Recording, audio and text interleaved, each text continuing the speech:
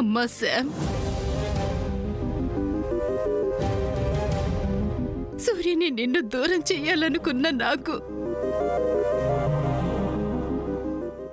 దేవుడు పెద్ద శిక్ష విధించాడమ్మా.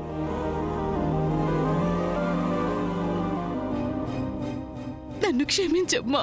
అయ్యో చిన్నత్త, ఏంటిది? తల్లి మనసు అర్థం చేసుకోగలను, కానీ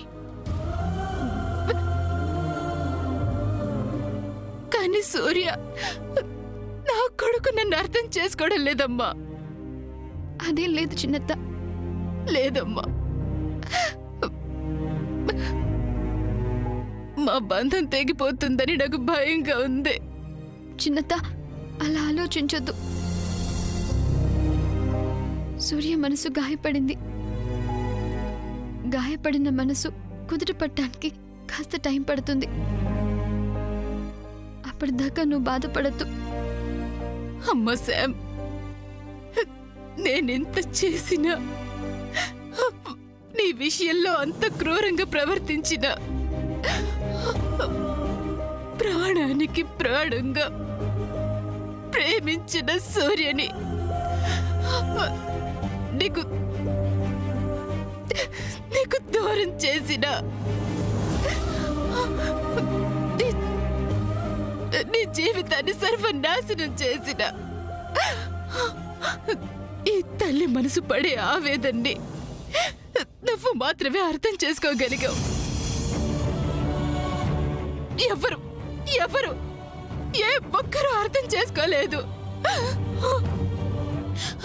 నా కడుపున పుట్టినవాడు కన్న తల్లి ప్రేమని అపార్థం చేసుకున్నా,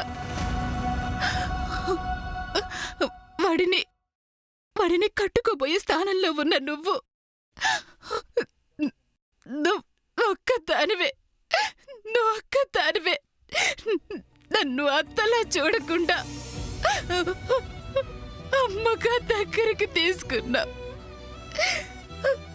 ఎన్ని చేసిన నిన్ను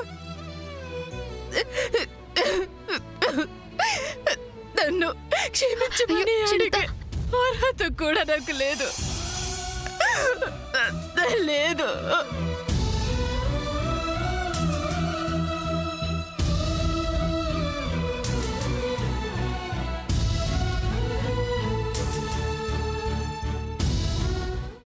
అమ్మా, అలాంటి వాళ్ళది నిజమైన ప్రేమ కాదు, అది వ్యామోహం. ఎగ్జాక్ట్లీ చిన్నత్త, నిజంగా ప్రేమించుకున్న వాళ్ళు అలా చేయరు. ఎంత మనసు విరిగిపోతే కన్న కూతుర్ని పట్టుకొని మా దృష్టిలో చచ్చిపోయా ఉంటుందా తల్లి? అది సరే అమ్మా, తన కూతురుతో తన మాట అనేటప్పుడు ఆమె మాటల్లో వ్యథ, కళ్ళల్లో బాధ గమనించావమ్మా? పెద్దబాబుకు బర్త్డే విషెస్ చెప్పు కూడా వెళ్ళాం కదా. ఊరికే ఎలా కాలిపోతుంది? మంట పెడితేనో పడితేనో తగలబడుతుంది.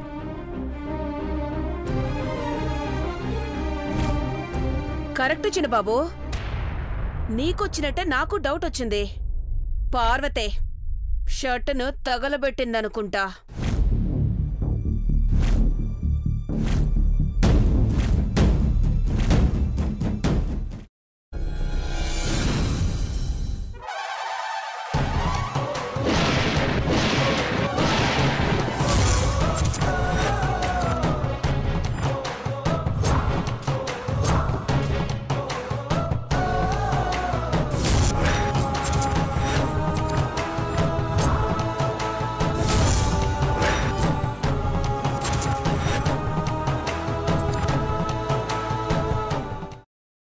తర్వాత పొట్టు తీసేసి చాప్ చేసి పక్కన పెట్టుకోవాలి. ఒక ప్యాన్లో కొద్దిగా నూనె వేడి చేసి అందులో ఆవాలు, మినప్పప్పు, శనగపప్పు, కరివేపాకు, సన్నగా తరిగి పెట్టుకున్న ఉల్లిపాయలు వేసుకుని 1 నిమిషం పాటు వేయించుకోవాలి. ఆ తర్వాత కాల్చి కట్ చేసి పెట్టుకున్న వంకాయని కూడా అందులో వేసుకుని బాగా మిక్స్ చేసి బౌల్లోకి ట్రాన్స్ఫర్ చేసుకుని అందులో తగినంత చిక్కటి పెరుగు లేదా పల్చటి పెరుగు వేసుకుని మిక్స్ చేసి అన్నంతో కానివ్వండి, చపాతీతో కానివ్వండి సర్వ్ చేసినా చాలా బాగుంటుంది.